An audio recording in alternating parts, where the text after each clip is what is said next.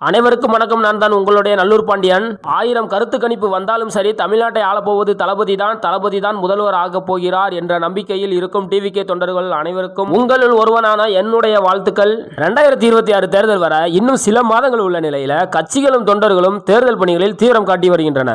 ஒவ்வொரு முறையும் தேர்தல் வரும் பொழுதும் ஸ்டேட்ல இருந்து நேஷனல் வரை அரசியல் விமர்சனங்கள் மற்றும் நேஷனல் டெலிவிஷன் வரை கருத்து கணிப்பு கூறுவது வழக்கமானது. அதுபோலதான் இந்த முறையும் பல கருத்து கணிப்புகள் வந்து பல கட்சிகளை விருந்தாகவும் மாற வைத்துள்ளன. ஒவ்வொரு கட்சிக்கும் தனிப்பட்ட முறையில் ஐடி விங்ஸ் டீம் ஒன்றை வைத்துக் கொண்டு அவர்கள் கருத்து கணிப்பு எடுத்து அதற்கு ஏற்றவாறு செயல்படுகின்றன. இந்த மாதிரியான கருத்து கணிப்பு எல்லாமே போலி சாமியார்கள் குறி சொல்லுவது போல் நம்பிக்கையற்றதாக இருந்தாலும் ஒரு சில ஊடகங்கள் சொல்லும் சில கருத்து கணிப்புகள் ஒரு சில நேரங்களில் உண்மையாக மாறி இருக்கிறது. அதுபோலதான் தமிழ்நாடு மட்டுமில்லாமல் ஆல் இந்தியா அளவுக்கு பிரபலமான ஒரு பத்திரிகையான இந்தியா டுடே அவர்களின் கருத்து கணிப்பை இந்த வீடியோவுக்காக கொண்டுள்ளேன். அவர்கள் சொல்வது சரியோ தவறோ, ஆனா கடந்த காலங்களில் அவர் சொன்ன கருத்துக்கள் உண்மையாக மாறி அவர்கள் சொன்ன கருத்து கணிப்பிலே வெற்றியானவர்களும் உண்டு, தோல்வியானவர்களும் உண்டு. அதே போல்தான் வரப்போகிற 2026 சட்டமன்ற தேர்தலுக்கான ஒரு கருத்து கணிப்பை எடுத்து வெளியிட்டுள்ளது இந்தியா டுடே.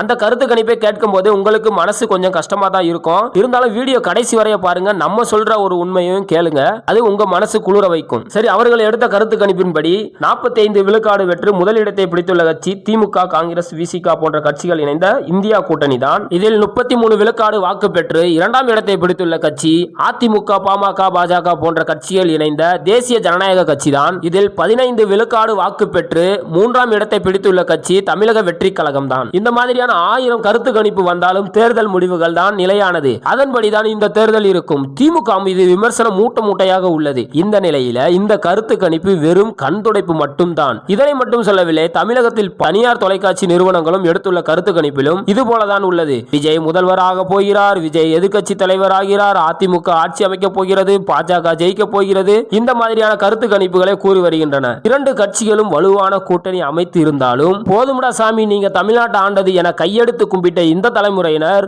வரப்போகின்ற 2026 சட்டமன்ற தேர்தலில் நாங்கள் தமிழக வெற்றி கழகத்திற்கு தான் வாக்களிக்க போகிறோம், அவரை தான் நாங்கள் சிஎம் ஆக்க போகிறோம், அதாவது தளபதி விஜய் அவர்களை தான் நாங்கள் சிஎம் ஆக்க போகிறோம் என வரும் தலைமுறைகள் முடிவெடுத்துள்ளார்கள். அவர்கள் அந்த முடிவை எடுத்தது மட்டுமல்லாமல் அவர்கள் குடும்பத்தினரையும் தமிழக வெற்றி கழகத்திற்கு தான் நாங்கள் வாக்களிக்க வைப்போம் என உறுதிமொழி எடுத்துள்ளார்கள்.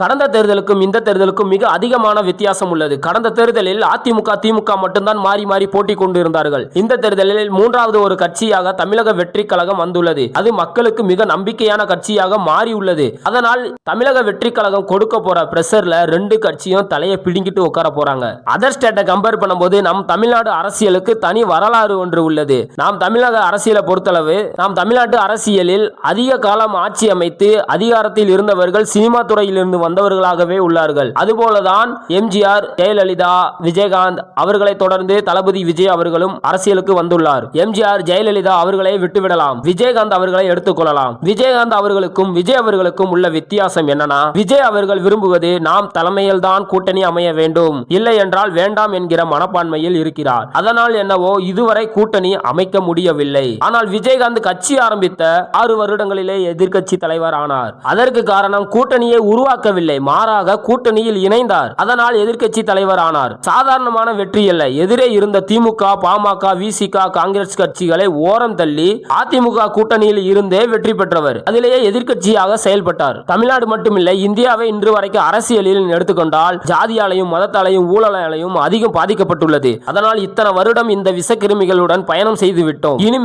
இனி வரப்போகின்ற காலத்தில் இவர்கள் அனைவரும் ஒழிய வேண்டும் என்றால் விஜய் அவர்கள் ஒரு சிறந்த கட்சிகளை அழைத்து அவர்களுடன் கூட்டணி வைத்து ஆட்சி அமைக்க வேண்டும். அந்த மாதிரி இந்த வரப்போகின்ற 2026 தேர்தலில் ஒரு சிறந்த கூட்டணியை உருவாக்கினால் எதிர்க்கட்சி என்ன முதல்வராக கூட வாய்ப்பு இருக்கிறது. மிகப்பெரிய ஊடகங்கள், மிகப்பெரிய பத்திரிகைகள், மிகப்பெரிய விமர்சகர்கள் என 1000 பேர் கருத்து கூறினாலும் தேர்தல் முடிவுகள் வரத்தான் போகிறது. அன்று தெரியும் மக்கள் யாரை வெறுத்தார்கள், யாரை நேசித்தார்கள் என்று. யார் நாட்டை ஆண்டாலும், எத்தனை முறை நாட்டை ஆண்டாலும் நாட்டை ஆள தகுதி இல்லை என்றால் அவன் ஒதுக்கி அனாதையாக்கப்படுவான். அதிமுகவும் திமுகவும் மாறி மாறி ஆட்சி அமைய காரணம் மக்கள் முடிவு நேர்மையாக இருப்பதால் தான். ஆனால் மூன்றாவதாக நம்பிக்கை உள்ள ஒருவன் வந்ததால், அதனால் மக்கள் வரப்போகிற 2026 சட்டமன்ற தேர்தலிலும் 3 கட்சிகளிலும் யார் நேர்மையானவர்கள் என்று நேர்மையான முறையில் வாக்களித்து அவர்களை அரியணையில் உட்கார வைப்பார்கள். உங்களிடம் இருந்து விடைபெறுகிறேன். வாழ்த்துக்கள்.